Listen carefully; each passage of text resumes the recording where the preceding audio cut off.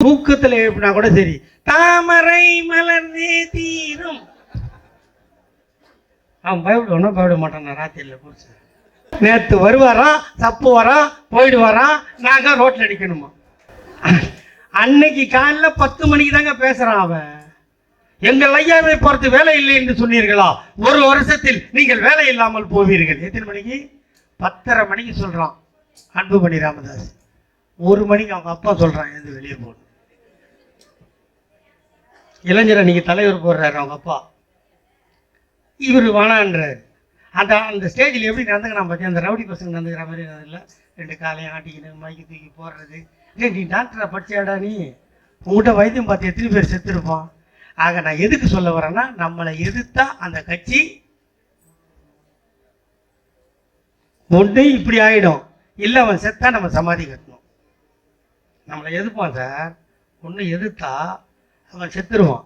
நம்மளை எதிர்த்தவன் தானே செத்தான். சும்மா இருப்பார் ஐயா கலைஞர். கோபுரம் மாதிரி சமாதி கட்டலாமா? ராட்டை வச்சு கட்டலாமா? கொடை வச்சு கட்டலாமா? குசும்புக்கார தாத்தா அவனுக்கெல்லாம் கட்டினாரா? ஒன்று காணாமல் போயிடுவான், இல்லை சுற்றி வந்து நம்ம கூடயே கூட்டணி வச்சு எம்எல்ஏ எம்பி ஆகிடும். அவனுக்கு சீட்டை கொடுத்துட்டு நம்மால் ரோட்டில் நிற்போம். இவன் வருஷம் ஃபுல்லாக கஷ்டப்பட்டுருப்பான், கொரோனாவில் போய் செத்து இருப்பான். நம்ம அன்பழகண்ண மாதிரி அந்த நம்பரை தலைவர் கொடுக்கலன்னா, ஃபோன் நம்பரை கொடுத்து ஒன்றிணைவோம் வாயின்னு சொல்லி நம்பரை கொடுக்கலன்னா, அவர் போய் வீடு கூட நலத்திட்ட உதவி கொடுக்கலன்னா, இன்னைக்கு எங்கள் அண்ணன் அன்பழகன் மந்திரியா இல்லையா? ஒரு மந்திரியை சாவு கொடுத்துட்டு தாண்டா இந்த கட்சியை நடத்திட்டு இருக்கிறோம். இது மாதிரி எத்தனை ஒன்றிய செயலாளர் செத்துருப்போம்.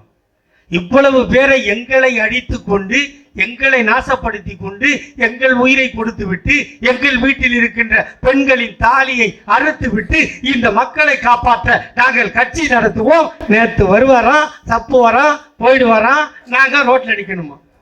என்னடா நியாயம்? அதை பேசுனா பேசாத, அதை பேசாத. அவர்களே இவர்களே சொல்றது தப்புன்றான் சார்.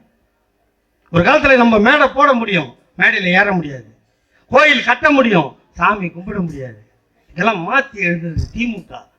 நீ பாட்டுக்கு அசால்ட்டா சொல்லிட்டு போற குடும்ப ஆட்சியை ஒழிப்பேன்னு. ஏன்னா ஆண்மை இருக்குது, புள்ள பிறகுது. உனக்கு இல்லைன்னா ஆஸ்பத்திரிக்கு போ. எங்களை பார்த்து என்ன அடி வயிற்றுல அடிச்சுக்கிறீங்க?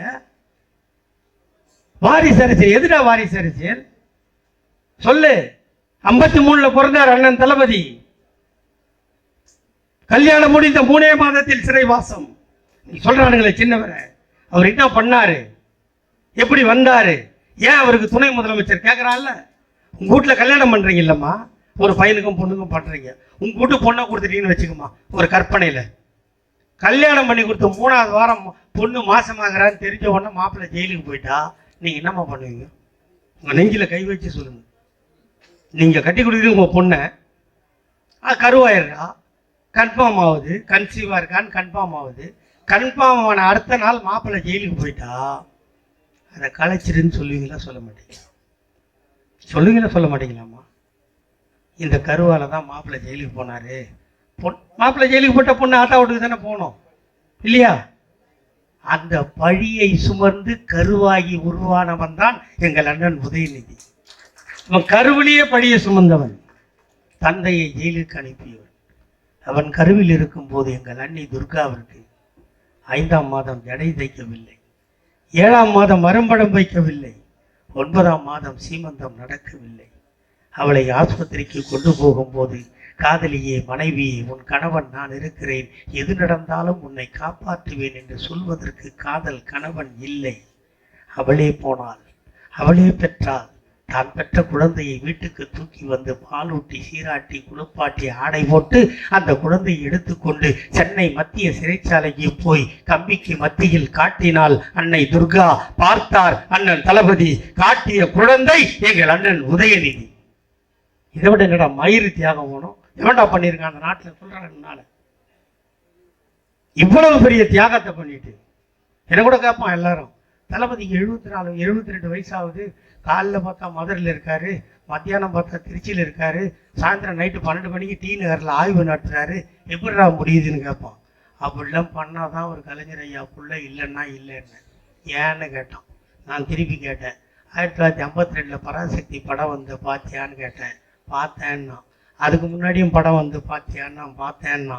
அதுக்கு முன்னாடி வந்த படத்தில் எத்தனை பாட்டு வரும்னு கேட்டேன். 20 பாட்டு வரும்னா. நீ என்ன பண்ணுவேன்னு. 4 பாட்டுக்கு பாத்ரூம் போவேன், 2 பாட்டுக்கு டம் அடிப்பேன், மிச்ச பாட்டுக்கு தூங்குவேன்னு சொன்னான். சரி பராசக்தி வந்து இதை பார்த்தியான்னா. இல்லைப்பா 2.25 மணி நேரம் கண்ணை கூட சிமிட்லன்னு சொன்னான். அதாண்டா கலைஞர், அதாண்டா எழுத்து.